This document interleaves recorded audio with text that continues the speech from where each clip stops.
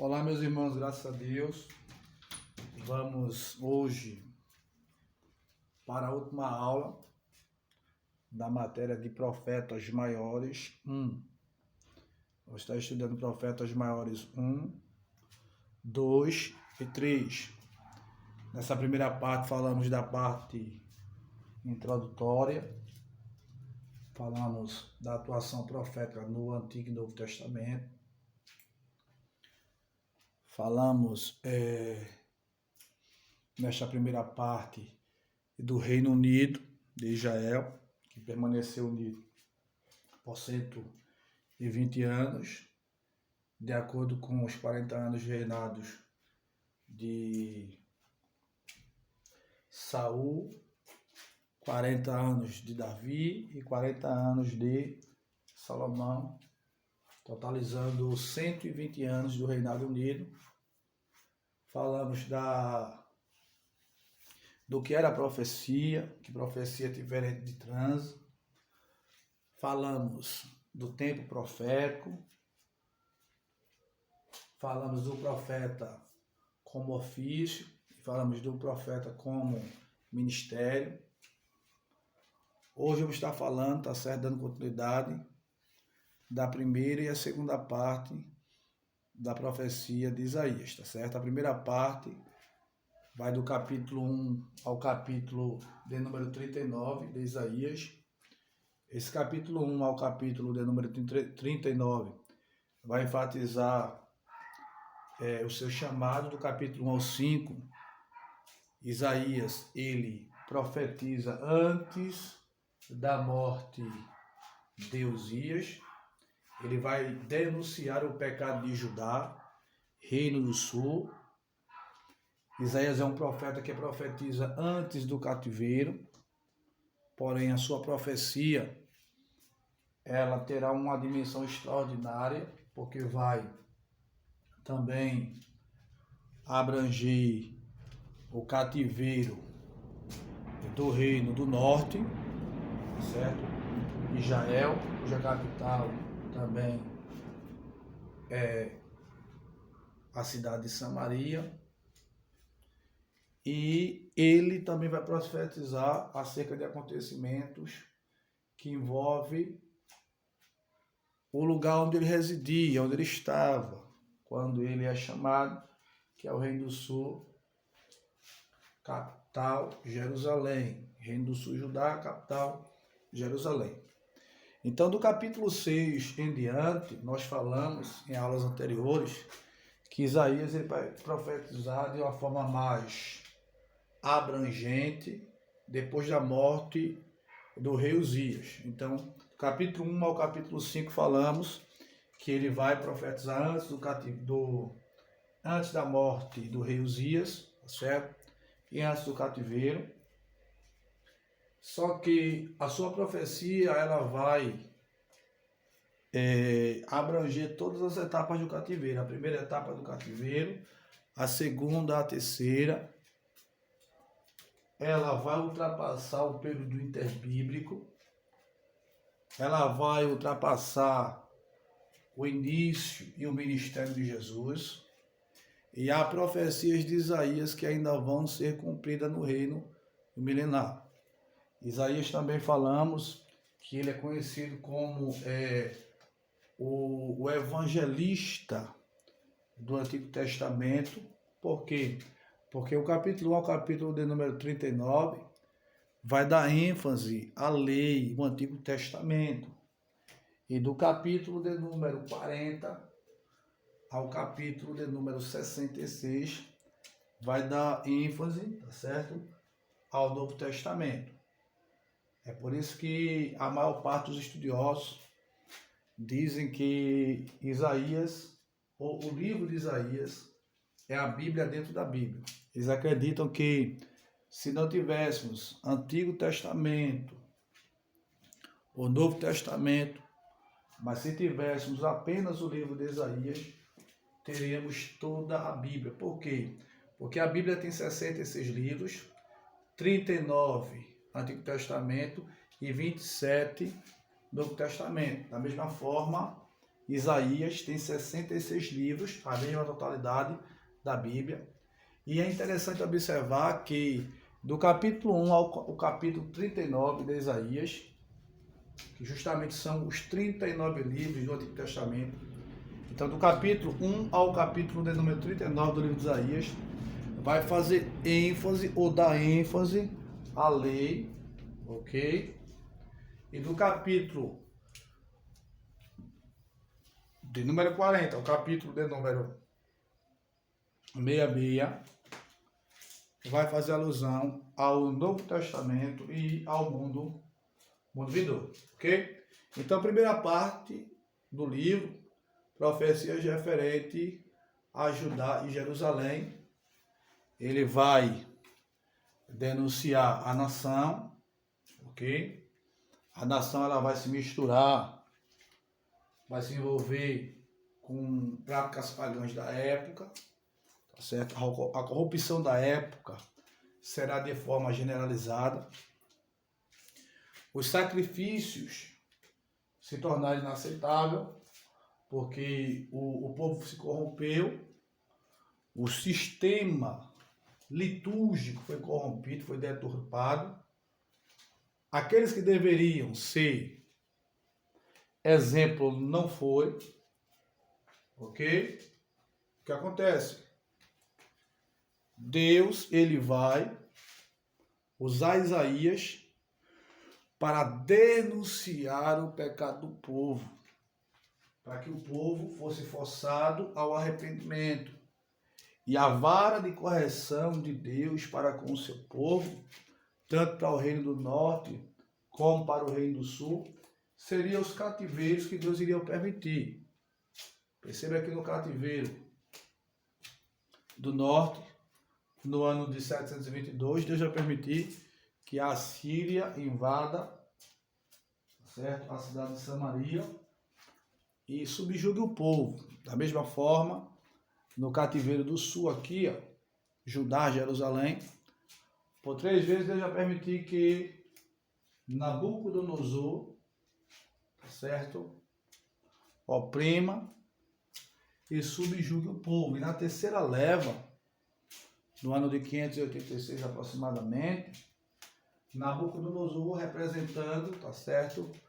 O gafanhoto destruidor, conforme Joel tinha profetizado, vai invadir a cidade, destruir a cidade, destruir o templo. É interessante observar que a visão profética, ela aponta para o mesmo propósito, para o mesmo objetivo.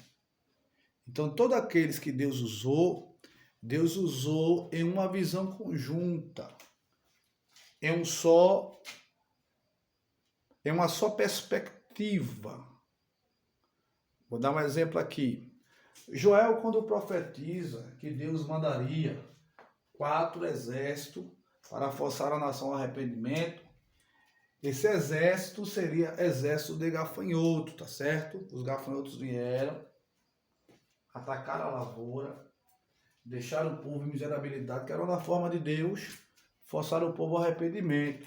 Só que a profecia é dupla e ela aponta também para os 4 cativeiros que viriam. Então, ele vai dizer, Joel, na profecia, o que sobrou do gafanhoto cortador, comeria o gafanhoto migrador. O que sobrou do gafanhoto migrador, comeria o devorador. O que sobrou do gafanhoto devorador, comeria o gafanhoto destruidor. Então, esses 4 gafanhotos que sobreveio, tá certo? E assolou a nação, também seriam representados por 4 impérios. Tá certo? Na realidade, por 2 impérios, porque um deles vão atacar por 3 vezes. Então, o que acontece? Quem seria o gafanhoto cortador? O gafanhoto cortador seria o Império Assírio. Joel diz que o que sobraria do gafanhoto cortador comeria o gafanhoto migrador. Quem seria o gafanhoto migrador? O Império Babilônico, em 606 aproximadamente, ele invade o Reino do Sul, tá certo? A profecia de Isaías justamente é para o reino de Judá, certo? O Reino do Sul para Jerusalém.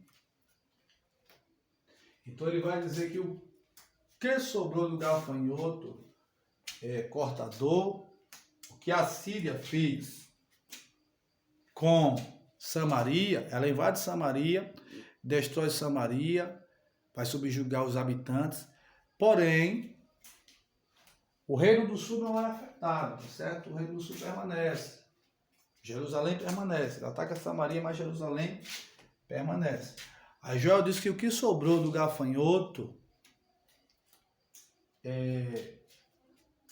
cortador comeria o migrador. Quem seria o migrador?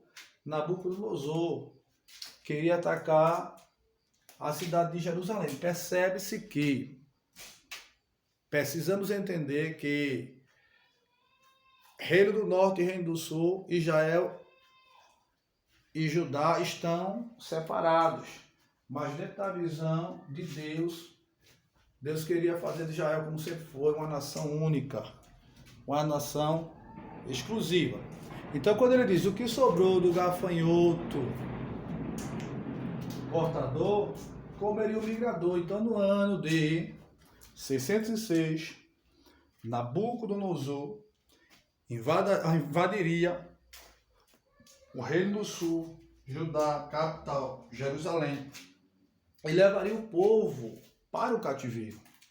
Só que ele não vai destruir o templo, ele não vai destruir a cidade, ele vai levar o jovem de 20 anos até 25 anos de idade para trabalhar na corte, certo? De Nabucodonosor. Nessa primeira leva, estudiosos dizem que foi levado Daniel, Sadraque, Mesaque e Abidnego, certo? E foi levado também nessa primeira leva, segundo alguns estudiosos, o profeta Chorão, Jeremias também, foi levado nessa época também, juntamente para o cativeiro, segundo alguns estudiosos. O que acontece? Só que Joel, ele profetizou 4 fases. Então a primeira fase do cortador Império Assírio se cumpre no ano de 722. A segunda fase, agora em Judá, Jerusalém, representada pelo gafanhoto, migrador Império Babilônico, 606. Aí ele diz, o que sobrou do gafanhoto migrador comeria o gafanhoto devorador, novamente no ano de 596. Nabucodonosor volta novamente representando o gafanhoto devorador. Volta novamente para Jerusalém, não destrói a cidade nem o templo, mas leva os tesouros do templo, leva um número de cativos muito maior, entendeu? Para a Babilônia. E Joel diz que na quarta fase, o que sobraria do gafanhoto devorador comeria o gafanhoto destruidor, que seria representado pela terceira fase, no caso, do cativeiro babilônico. Então isso indica que 10 anos depois, no ano de 586, 10 anos depois, Nabucodonosor voltaria novamente, representando o gafanhoto destruidor. Ele iria destruir a realidade, a cidade, ia destruir o templo, ia deixar agora o povo em uma miséria extrema. Iria levar o povo agora para ficar cativo em Babilônia, segundo a profecia de Jeremias capítulo 11, versículo 25, se não a memória agora, aonde dizia que o povo passaria 70 anos ali no cativeiro. Então o que acontece? O povo agora vai para o cativeiro, a Arca da Aliança, ela some, não se sabe até hoje. Então Isaías, na primeira parte do capítulo 1 ao capítulo de número 39, ele vai chamar a atenção da nação de Judá. O objetivo dele é trazer o povo de volta ao arrependimento, ao verdadeiro culto, à verdadeira fé. O propósito dele é mostrar que o povo tinha se desviado de Deus e convocar o povo novamente a reatar a aliança quebrada. Sendo que precisa se entender que mesmo alguns se voltando, Deus não deveria anular o cativeiro, porque era uma forma de Deus punir o povo, porque o amor de Deus e a justiça de Deus andam e tem o mesmo peso, a mesma medida. Então Deus iria perdoar o povo, mas Deus não iria anular as consequências, tá certo? Das decisões que este povo tinha tomado durante toda essa trajetória. Ok? Então, a primeira parte também, ela nos traz a ideia que existe um remanescente fiel, ou simplesmente o resto, se o Senhor dos Exércitos não nos tivesse deixado algum remanescente fiel, já como Sodoma seríamos semelhantes a Gomorra. Você vai ver isso no capítulo 1, versículo de número 9. Se percebe também que do capítulo 1 ao capítulo 5, Isaías vai profetizar os ais. O que seriam os ais? Seriam as consequências que Deus traria sobre a nação devido à própria desobediência assim do povo. Ok? A primeira parte também vai destacar o dia do Senhor, prometido em Isaías, onde ele vai dizer no capítulo 2, versículo número 12, porque o dia do Senhor dos Exércitos será contra todo soberbo e altivo, e contra todo que se exalta, para que seja abatido. Ok? Vemos também na primeira parte a figura de Israel como a vinha. Se percebe que ele vai declarar um tipo de poesia no capítulo 5, versículo 1. Agora cantarei ao meu amado cântico do meu querido a respeito da sua vinha.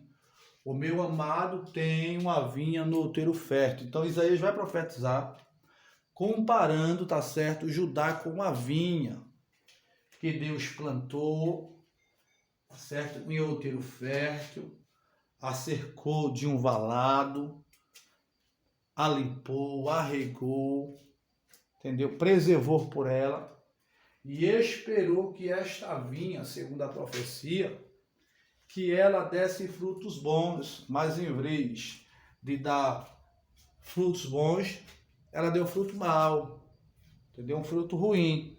Então ele vai comparar nessa primeira parte também Judá, a nação, como uma vinha, que houve um grande investimento da parte de Deus através dessa nação, mas essa nação que deveria ser um referencial, ela se corrompe. Como assim? Professor, como assim a nação se corrompeu? Deixa eu explicar. Quando Deus chama Abraão, tira Abraão da Mesopotâmia antiga, de Ur dos Caldeus, e faz Deus a Abraão promessa, a Bíblia diz que a promessa de Deus a Abraão seria concretizada na pessoa de Isaac, aonde através de Isaac, ou através também de Abraão, Deus suscitaria uma grande nação. Então o que acontece? A Bíblia diz que famílias seriam benditas através da promessa de Deus a Abraão, que era Israel. A Bíblia diz que Deus escolheu essa nação como um povo escolhido, um povo adquirido. A Bíblia chama a nação de Israel de sacerdócio real, nação santa. Então Israel, dentro da perspectiva do eterno Deus, deveria ser um exemplo para as demais nações. Só que Israel, em vez de fazer a diferença, não fez, se misturou e fez aquilo que era mal aos olhos do Senhor. Então ela é comparada, Israel, a esta vinha que Deus plantou, que Deus cuidou, que Deus preservou, e esperou que desse frutos bons, ok? Mas infelizmente Israel não fez por merecer. Quebrou a aliança, transgrediu as leis de Deus, entendeu? Quebrou aquilo que era tradicional, que deveria ser feito. Então, uma forma agora de Deus trazer a nação de volta seria forçando-a ao arrependimento. Ok? No capítulo 8, vemos a promessa de uma criança que deveria nascer. E esta profecia ela vai ser cumprida em Mateus, no capítulo 1, versículo 23, na pessoa de Cristo. Isaías vai profetizar 770 anos antes dele vir, vai dizer, olha, portanto, o mesmo Senhor vos dará um sinal. Eis que a virgem conceberá e dará à luz um filho, e chamarás o seu nome Emanuel, ok? Que traduzido é Deus conosco. Essa profecia aponta para a encarnação de Cristo, tá certo? João diz, no capítulo 1, versículo 14, que o verbo, ele se fez carne e habitou entre nós, e vimos a sua glória como a glória do gênito Pai, cheio de graça e cheio de verdade, ok? Vemos o capítulo 11, a primeira parte também, capítulo 9, capítulo 11, capítulo 10, vemos as promessas messiânicas, ok?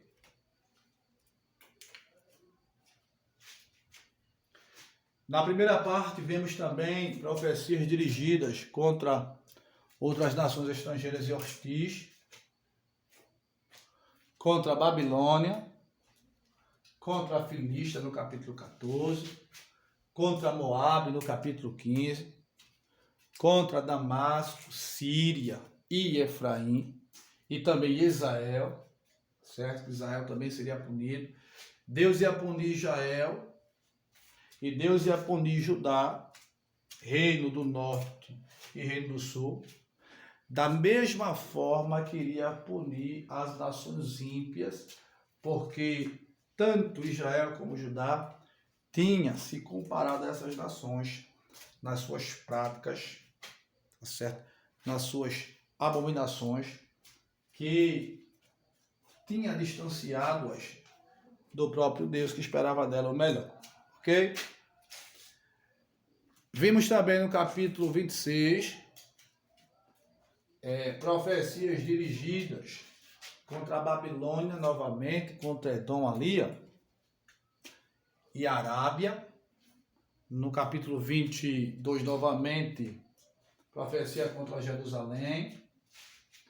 No capítulo 23 vemos profecias dirigidas contra Tiro.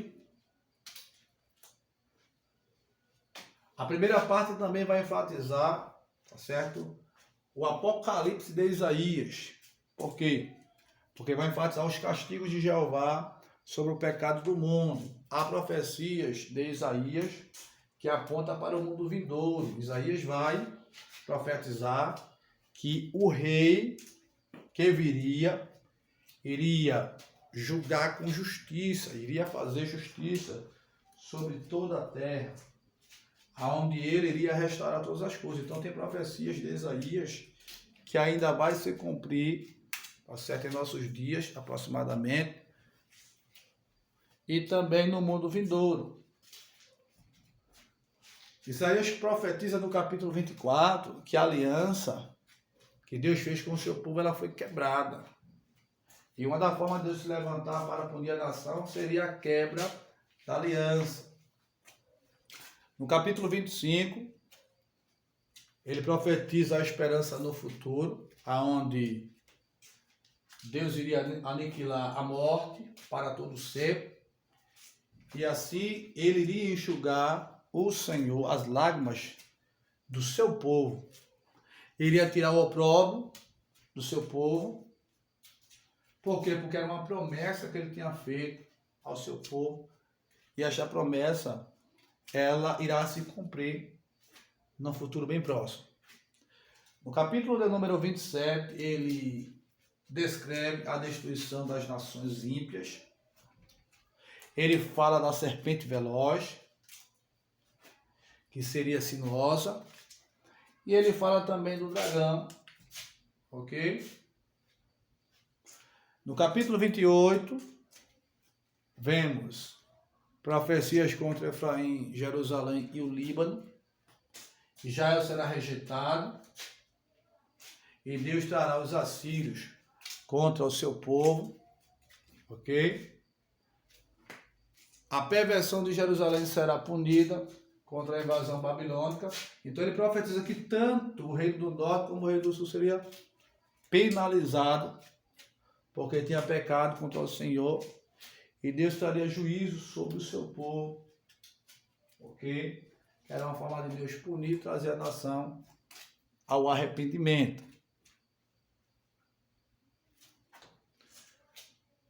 No capítulo de número, ok, 29, a nação ela é questionada acerca da falsidade religiosa, né? Porque o povo honrava a Deus apenas de aparência, a sua fé era apenas formal, mas não havia verdade, sinceridade. É por isso que ele vai profetizar dizendo que este povo me honra com os lábios, mas o seu coração verdadeiramente se encontra distante de mim. No capítulo de número 30, vemos profecia contra a aliança com o Egito, pois o povo vai fazer aliança com nações ímpias. No capítulo de número 32, vamos ver as profecias sobre o reinado de Israel, o reinado de Deus sobre Israel no caso. E vamos começar a ver com mais ênfase as profecias em relação à pessoa do Messias, que Isaías vai dizer no capítulo 32, verso 1, que ele reinaria como rei justo de toda a terra, certo? Príncipes honestos reinarão nessa época sob o seu comando. Também enfatiza que ele vai restaurar e regenerar Israel, e que todos os olhos voltarão, todos no caso, voltarão os olhos para Deus e ouvirão. No capítulo 32 ainda ele enfatiza que Deus vai vir para corrigir, na pessoa de Jesus, os erros do seu povo. O ímpio será exposto, mas os generosos serão abençoados por tudo o que fazem. No capítulo de número 33, suprir as necessidades de todo o povo ele viria. E o povo agora teria uma fortaleza, teria comida e teria água. Ainda no capítulo de número 33, nós vemos o anúncio de paz mundial, que o Senhor reinará e julgará como um juiz e rei, e ele cuidará do seu povo e o salvará, ok? Isso é uma profecia que aponta para o futuro. O capítulo de número 32 vai enfatizar o ministério do Espírito de Deus, que iria ungir o seu povo. O Espírito seria derramado dos céus para gerar justiça mundial. A justiça de Deus trará paz, garantir colheitas abundantes. Onde quer que o povo plante, terá colheitas generosas. Também vimos a advertência contra Israel no presente. Isaías profetiza que a nação vai chegar em uma situação muito difícil, de grande perseguição, de grande angústia, de grande luta, de grande sofrimento. E a forma de alcançar o livramento seria o arrependimento de forma genuína. Ele profetiza isto. E ele profetiza que Deus trará livramento. Perceba que existem profecias que ainda vão ser cumpridas, tanto de Zacarias, como também do próprio Isaías. A Bíblia diz que as nações vão se reunir contra Israel, tá certo? No vale do Amagedon, chamamos de Meguido, e Israel será encurralada. Chegará um momento que essa nação, que até hoje luta para se proteger, ela será encurralada pelas outras nações. E a única pessoa que vai poder livrar Israel é o Messias. Zacarias diz que ele vai descer no Monte das Oliveiras para livrar a nação. E o povo vai lamentar porque o monte vai ser rachado em duas partes. E o povo, quando vê Jesus com as suas mãos furadas, seu lado perfurado, vão lamentar porque ele vê. E ele, os judeus, eles mesmos, foi quem mandou assim crucificar Jesus. Ok?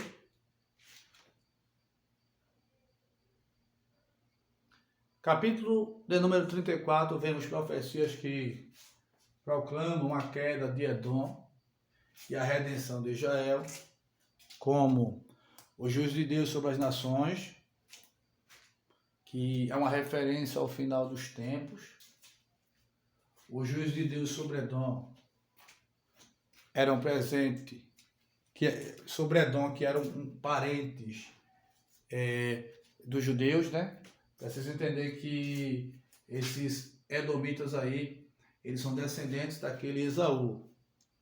E se tornou inimigos de Israel pelo fato de Jacó roubar a primogenitura de Esaú, que era o pai dos edomitas. Então a história diz que quando Nabucodonosor invadiu e destruiu a cidade de Jerusalém no ano de 586, estudiosos dizem que os edomitas ficaram, tá certo? Em cima dos montes, olhando a destruição, rindo, achando aquilo um espetáculo. E percebam que eram irmãos, eram parentes, pois os edomitas, tá certo, que se tornaram inimigos hostis da nação de Israel, eram descendentes de Esaú, irmão de Jacó. Então, aquela disputa de posse, aquela questão da bênção que era de Esaú e passou a ser para Jacó, porque Jacó o enganou juntamente com a sua mãe, e a primogenitura que foi tirada dele pelo prato de lentilha que ele assim trocou, no futuro iria trazer grandes consequências a estas duas nações, Edom e Israel.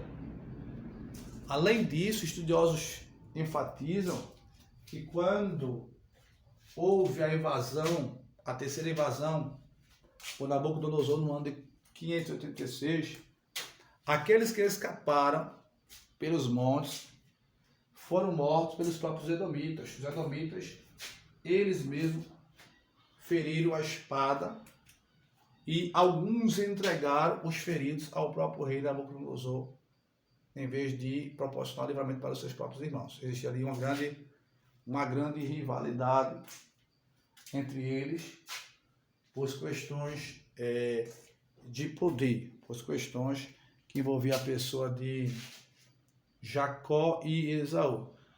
Ok? No capítulo de número 35, Isaías enfatiza a restauração, assim, de Israel.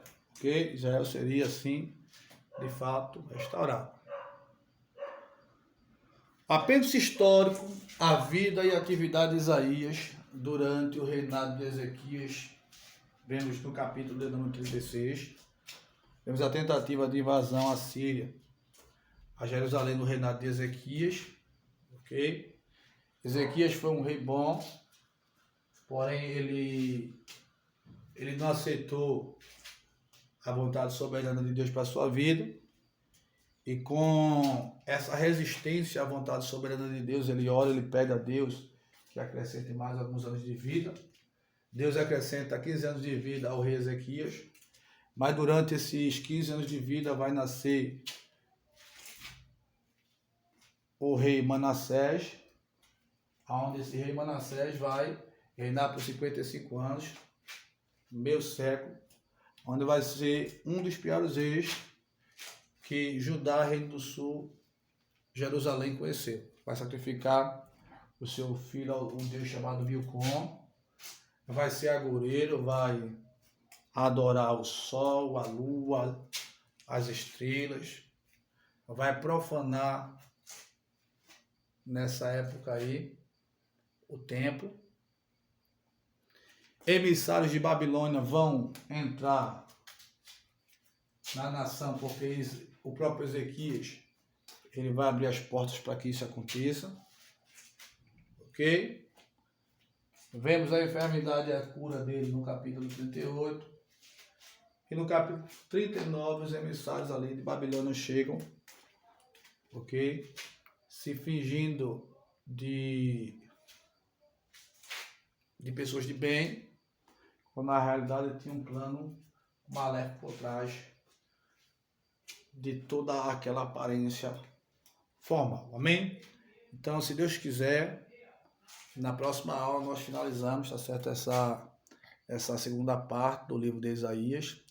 Vamos falar sobre as profecias de Isaías no Novo Testamento e vamos concluir a matéria de Profetas Maiores 1 e vamos começar em Profetas Menores 2, onde vamos enfatizar o livro de Jeremias e o livro de Lamentação de Jeremias. Amém? Shalom e até a próxima aula, em nome de Jesus.